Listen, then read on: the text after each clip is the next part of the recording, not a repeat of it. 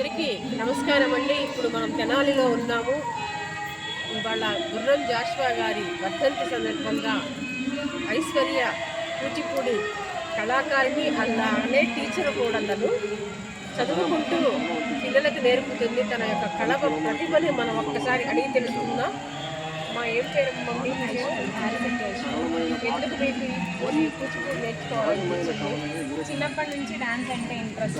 అట్లా నేర్చుకుంటే ఇది నాకు ప్యాషన్గా అలవాటు. అందరూ చదువుకుంటారు కదా, డాక్టర్, కలెక్టర్, యాక్టర్ అవ్వాలనుకుంటున్నారు. అందుకే అందరికన్నా కొంచెం డిఫరెంట్గా ఉండాలని నేను చూసి. ఓకే, ఎంతమంది పిల్లలకి మీరు నేర్చుకున్నారు?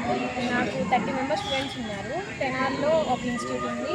తెనాలి పక్కన ఎరుకలపూడి అనే స్టూడెంట్లో అక్కడ కూడా ఒక ఇన్స్టిట్యూట్. మీరు ఎక్కడెక్కడ ప్రోగ్రామ్స్ చేశారు చెప్పగలరా? మన ఛానల్ నేను చాలా టెంపుల్స్లో ప్రోగ్రామ్ చేశాను. తిరుపతి, షిరిడి, శ్రీశైలం, అలా అన్ని ఊర్లు మ్యాక్సిమం కవర్ చేశాము. విజయవాడ, గుంటూరు, మంగళగిరి, హైదరాబాద్, రాజమండ్రి. మీ నేటివ్ ప్లేస్? మా నేటివ్ ప్లేస్ తెలంగాణ. మీ తల్లిదండ్రుల పేరు?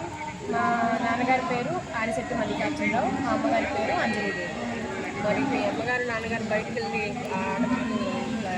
ప్రోత్సహించేవాళ్ళ అనేవాళ్ళ?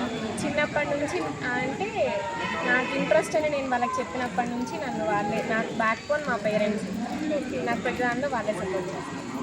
ఏమేమి అవార్డులు వచ్చినాయో చెప్పగలుగుతారా? నాకు కళాభారతి, కళామయూరి, నాట్య కళాభారతి, కళాశిరోమణి అవార్డ్స్. కంగ్రాట్స్ అమ్మ. మా ఛానల్ జరుగుతున్నా ఇవాళ ఏం అవార్డు అందుకోబోతున్నారు?